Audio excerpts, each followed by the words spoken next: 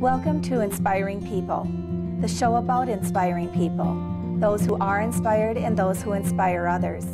We all know them. They're good examples, they're supportive, they embrace life, they live inspiring lives in their day-to-day actions, and in turn, inspire others to do the same. Hi, welcome to Inspiring People. My name is Mary Otto. I'm the host of the show, and with me today is Brenda Houts. Welcome to the show, Brenda. Thank you. Very good to have you here. Brenda, I start each show with asking my guest to say his or her full name, so if you do that now, that would be great. I'm Brenda Olfke Houts. Okay, and Brenda, where are you from? I was born here in Detroit Lakes at St. Mary's, and then my folks traveled until I was about in second grade, and we settled in Frazee, where my dad's family was from, and my mom's. And we settled in Frazee when I was in second grade, and I grew up there, married, moved to Detroit Lakes, moved back to Frazee for a while after a divorce, moved back to Detroit Lakes. 10 miles is my limit. Okay. So sort of the Frazee, Detroit Lakes area. Yes. Okay. I have to claim FHS as my town. Great.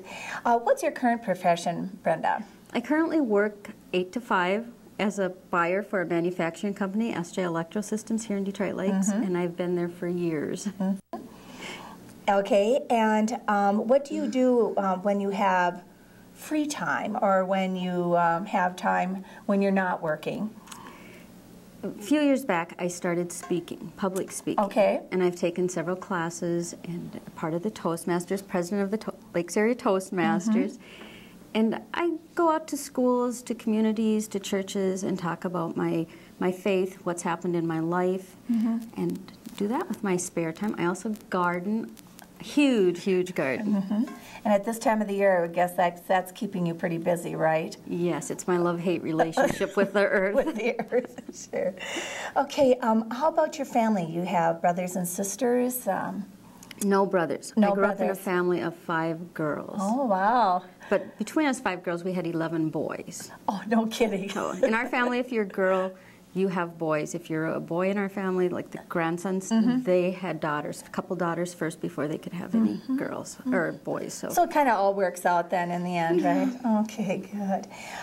What is when you look at your life and so on, what do you think was the best, profession you've ever had, or the best profession you have? The funnest profession, the thing I do, it's not a profession really, but a confirmation teacher. You're a confirmation? I love the teenagers. Okay. They're so full of life, and I taught, when my children first went to Sunday school, they did not want to stay in the classroom without anybody, so I became a helper one Sunday and became a teacher the next Sunday. And you know how church goes. I've been there forever. But working with the youth, they're so interesting and so unbelievable on their answers. I know. I was a junior high English teacher, as you know, and I found the same thing to be true. They're brutally honest, and you have very interesting conversations. So I can understand why you enjoyed that too. Well, let's talk a little bit about your family. You've mentioned some things already. Your family of origin again. How many brothers and sisters? I have 5 sisters. 5 sisters. My father passed away when I was a teenager, and my mother lives here in Detroit Lakes. Okay. From there, I married, and I had 3 boys, Okay. Javis, Caleb, and Zachary, and I spaced them. I started very young, but I had them 5 years apart. There you go. There was a plan there, huh? Yeah, there was a plan. I love that because I got to enjoy each one separately. Sure. I'd have one, and the other one would go to school. So Well, then I had my all worked out, yes. And then I divorced and remarried, 11 years ago, and I was blessed with 2 daughters and a son, so they're bonus children. I don't like the word step. I like the word bonus. Children. Okay. Well, Brenda, one of the pieces that I believe that you say that you're a public speaker, and I know that for a fact, and I know that there's a topic that's very dear to your heart, and it deals with family. So why don't you talk a little bit about that? My sons. I have, like I said, I had 3 boys. Javis was born in 1974, Caleb in 1979, and Zach in 1984. Born 5 years apart, but they also died 5 years apart. Javis and Caleb did. Oh, they did? Javis was 1990. He was a teenager. He died from suicide. Caleb, 3 years later, Caleb in 1993 was in a drowning accident, and he was left in a persistent vegetative state, PVS state, for 2 years until our family made a decision to let him go, his body go. He died at the river, but his body was saved. And then Zachary actually was 7 years, but the night before prom in 2002, Zachary was in a car crash. When Javis died, I started speaking.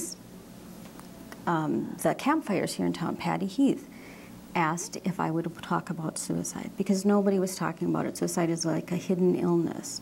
30,000 people die a year, 500,000 go to the emergency room for self-inflicted wounds, but nobody would speak about it. And I started speaking about suicide, and it has continued to grow into talking about grief and faith and the story of my sons and surviving it.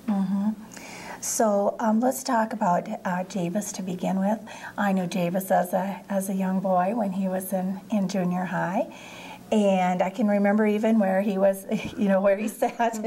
I do have some memories of my students and usually where they sat in the classroom and so on. Talk a little bit about, if you would, about Javis and about his life and what sort of memories you bring to groups when you talk to them about Javis.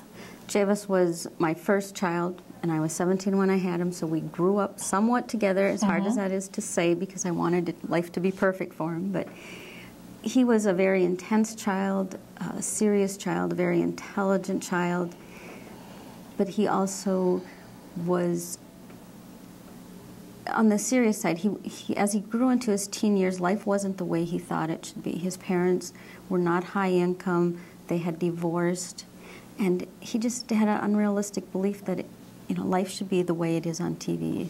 Maybe not the Leave It to Beaver, but just that TV family, and everything should fall in place. And somewhere as his teen years grew, he started losing sense of, when people commit suicide, they lose sense of other answers, and suicide became a focus. As a family, as a mother, I didn't see that.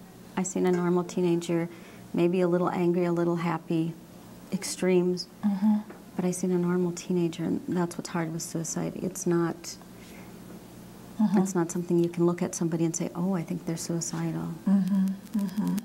And so you said then it was 5 years before that, and then that's when Caleb had his accident 3 years later. 3 years later. And so it was 5 years from the time between their deaths, but it was 3 years, and then we spent 2 years in a nursing home, and that's just unbelievable. You know, to wake up one morning, the kids are playing, and all of a sudden you have this accident where he went back in the water, and we're not sure. He was a big boy, you know, he's 5'9". He was down there with friends. All the rules you put in place. There has to be an adult in there. You have to swim with friends. Everybody went to get their towel, and I think Caleb went back in the water to rinse his hair off.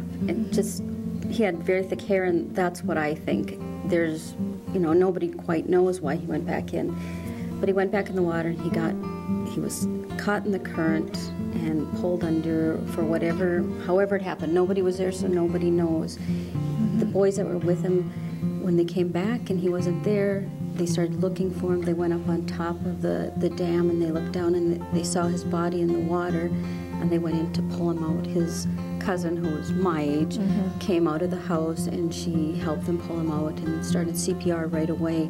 But the length of time from when they went to get their towels and come back was much longer than they thought.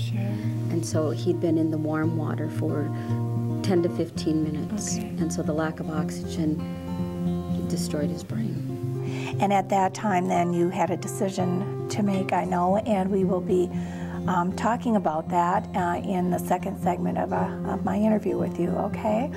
All right, so please join us for part 2 of my interview with Brenda Houts.